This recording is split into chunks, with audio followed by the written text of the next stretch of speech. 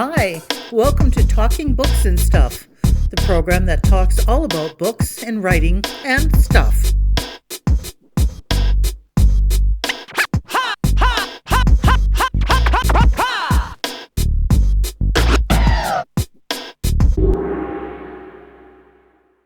Here's your host, Dennis Rimmer.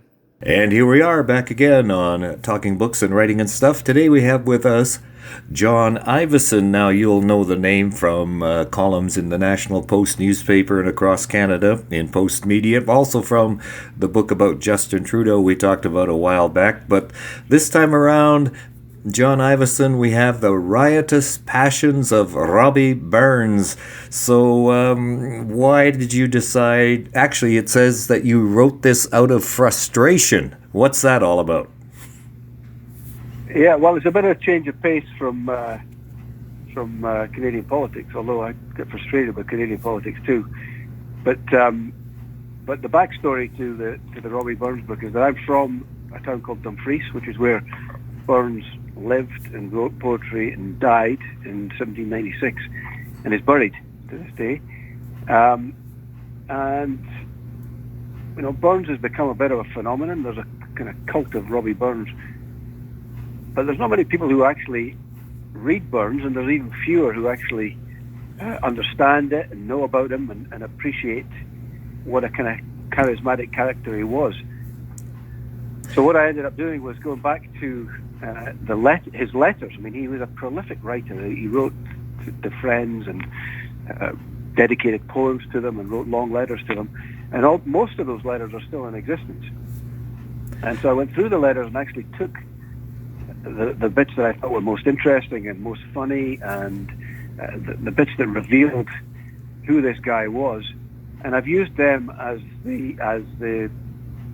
Burns's dialogue in the book. I mean, it's a fictional story, but it's hopefully very accurate historically. And rather than put my words into his mouth, I put his own words into his mouth. And so hopefully people come away from reading the book and have a much better feel for who Robbie the man Burns was.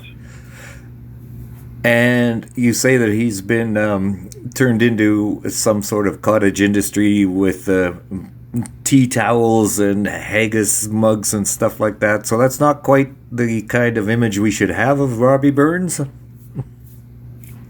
Well, I think what has happened, he's been kind of glorified and blown up into this superhuman figure, this infallible figure.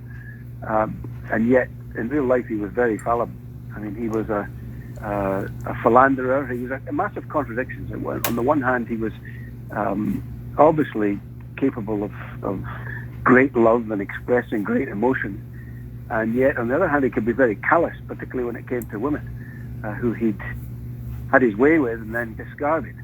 He had, I think, he had something like 14 kids by 5 women. Oh. And, so he was a prolific womanizer and didn't always behave honorably. And yet I think from first meeting with him through his poems, you would get the sense that this was a very honorable and nice guy. I mean, I think he was a very interesting character, but I think that to get the more human sense of him, you've got to understand that he was deeply flawed.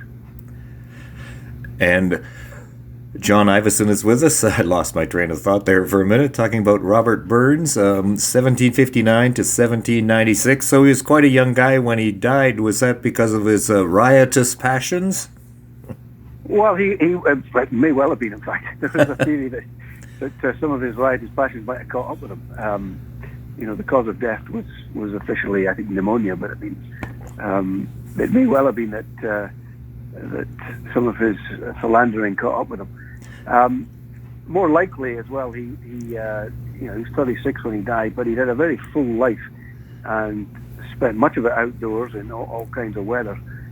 He was a farmer initially. That's where the ploughman poet title comes from.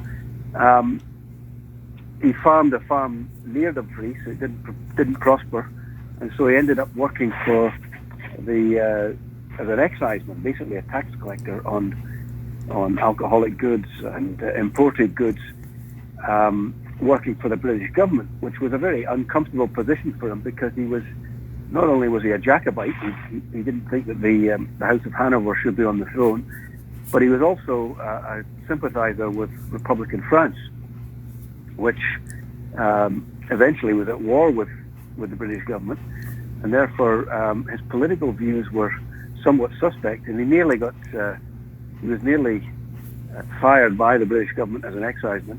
I think if it hadn't been the fact that he was Robbie Burns, he might have been put on trial, and people who were expressing similar views were transported to the colonies. It was quite a serious, dangerous sentiment to hold. So yeah, short life, but extremely well lived and very busy. I mean, the amount he wrote was just incredible. As I say, in addition to the letters he wrote, clearly there was lots of poetry and just a very busy life. And we're with John Ivison talking about Robert Burns, and he became sort of a rock star. That would be at the age of 26, 27, long before the days of internet, of course, and post-it notes and all that. So how did this fame spread so quickly?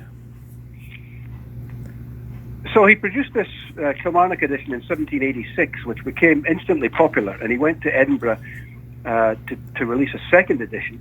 And when he got there, almost by word of mouth, he turned out to be a celebrity.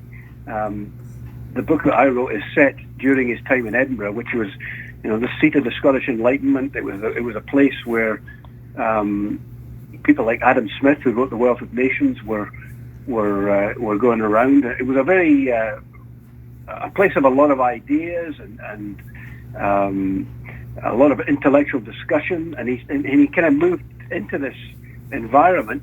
A little bit of he was a celebrity, but I think also like he became a novelty act, because he was writing in Scots dialect, and that hadn't been done before. It was almost frowned upon after the Jacobite rebellion in 1745 to do anything Scottish. It was the kind of British government was trying to un-Scotchify the nation. You weren't allowed to wear the kilt in the Highlands, and they were trying to break up the clan system. So somebody coming in and writing about nature and about religion in a slightly sacrilegious way was intriguing to a lot of people as ideas were floating around in Edinburgh. So he became this kind of, I say, like a 18th century rock star. He was welcomed into high society.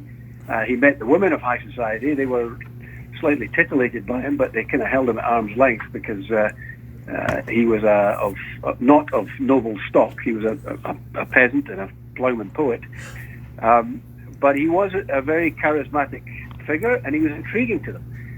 But he realized this. I think he was self-aware enough to know that he would never be accepted into society, and that his fame was going to be fleeting. I mean, he had a great line where he said, "I've got no great wish to drink, to be intoxicated from the cup of prosperity, but being great would be charming." And I think his desire was to be great and to be lauded, but he realized this was not going to last for very long, and so he left Edinburgh and started farming at this farm near where I'm from in Dumfries. The farming didn't go particularly well, but this was at the time. This was starting at the turn of the 1790s, when revolutionary politics were abroad in Europe, but particularly in France, after the revolution in 1789. And I think at that point his popularity waned dramatically, particularly in polite society, because he was seen as being a sympathizer with the rebellion. Obviously, the moneyed classes and the aristocracy were not very sympathetic. And so when he was living in Dumfries in the 1790s, he was kind of frowned upon. I think that society kind of turned up its nose at him. And it was only after his death that his popularity really took off. And then, in the 1820s, I think it was, that people started to revere him and visit Dumfries and Ayr and places that were associated with him, and started holding Burns suppers. So he wasn't always as popular as he was early in his career, and certainly as he was after he died. And John Ivison is here. We're discussing The Riotous Passions of Robbie Burns, all about the ploughman poet. Scottish dialect, sir, what is that, please? Well, it's a variation of English. I mean, and a lot of it is antiquated. If you read a lot of Burns, a lot of Scottish people would understand many of the words that are used. But, so his famous poem, To a Haggis, which is always recited on Burns nights. Fair for your honest sonsy face, great chieftain of the pudding race. Among them all you tak your place. Pace tripe or firm. Willa ye worthy o' a grace, as lang as my arm. As lang as my arm, as long as my arm. It's not so far removed from the Queen's English, but probably enough that many people, particularly Canadian, even us, have trouble with it. Sonsy, great for your honest sonsy face. It's cheerful, cherubic. So there are words that would be Old Scots that would that are no longer in use that you might need a little bit of a Google Translate to get through. The Riotous Passions of Robbie Burns by John Ivison. It's a very handsomely designed book. I really like the outline, the way it's done. What can you tell us about who helped put that together for you?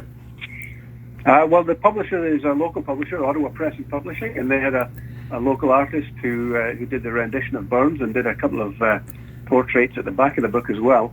It was quite nicely done, and I think it came out. It's obviously very different. The first book I worked with with Penguin Random House, which is obviously the world's biggest publisher, and it was a very slick,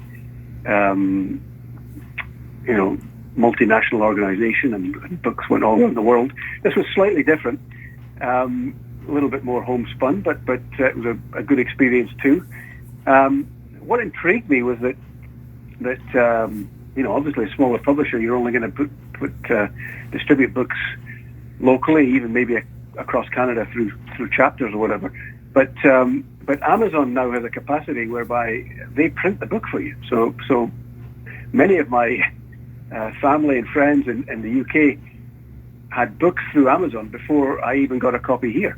You just buy the book through Amazon. You hit the button to get a hard copy, and Amazon prints it.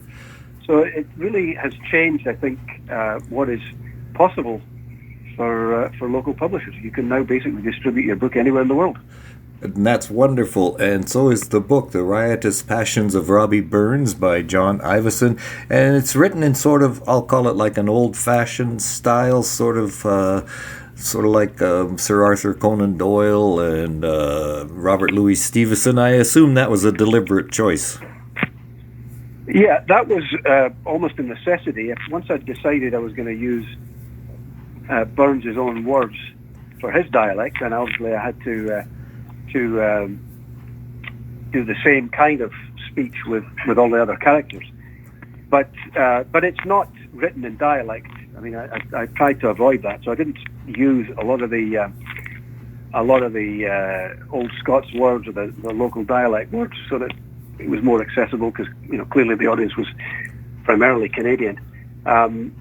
It's interesting, in fact, that Burns, when he was writing to friends and family and acquaintances, didn't use the words that he used in his poetry.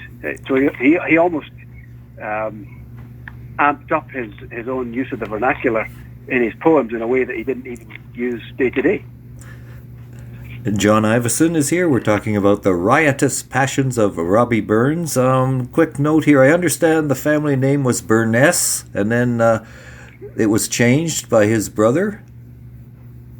Yeah, I think, even late in life, I think even into his 20s, he would have been Robert Burness. And then, for reasons unknown, it was changed to Burns. I think certainly the father was Burness his whole life, and Robbie was Burness, I think until he was 27. And do you have a favorite quote or two by Robbie Burns? Well, I think for anybody who's interested part of the problem with Burns that people have, I think, is that they read the poems and they don't really get the fact that in many cases he was writing words to music. Auld Lang Syne is recognized in the Guinness Book of Records as the third most popular song in the English language, behind Happy Birthday and For He's a Jolly Good Fellow. Nobody could probably understand Auld Lang Syne looking at it, but when you hear it, it takes on new meaning, because he was writing for a thing called the Scottish Musical Museum, and he was taking old poems that he heard around the country and marrying them to old Scottish airs and tunes, and Auld Lang Syne was one of them. He heard an old man giving some version of that song, and he took it together, brought it together, added some new verses, made it more coherent, and stuck it with a tune that he knew. And he did that a lot. So there's a lot of kind of interesting poems that are actually songs. And I think Burns is best experienced when you're listening to an artist like Eddie Reader, who's a Scots female singer, Eddie, singing the songs of Robert Burns. For example, A Fond Kiss, which is Sir Walter Scott described as the essence of 1,000 love tales. And it's a beautiful song. And I don't think that reading the words, the poem actually does justice to the song. So I would encourage people to go out and try and experience some of the poems of Robbie Burns as songs rather than as poems. And I would encourage everyone as well to go out and get the Riotous Passions of Robbie Burns. You'll find out a lot about Robbie Burns they probably otherwise didn't know. So my favorite quote is, "There's no such uncertainty as a sure thing," which I just found out a minute ago when I was looking it up. So good luck with the book. Thank you very much. Go take care of that youngster running around there. And maybe next time there's another book out, we'll talk to you again. Okay, Dennis. Thank you very much for calling. Thank you. Thank you for visiting with us today. This is Talking Books and Stuff with Dennis Rimmer. Contact him at dennis@talkingbooks.tk. Thank you, and may all the good news be yours. Oh, and don't forget to check out his book, The Great Canadian Notebook, available across Canada and at amazon.ca.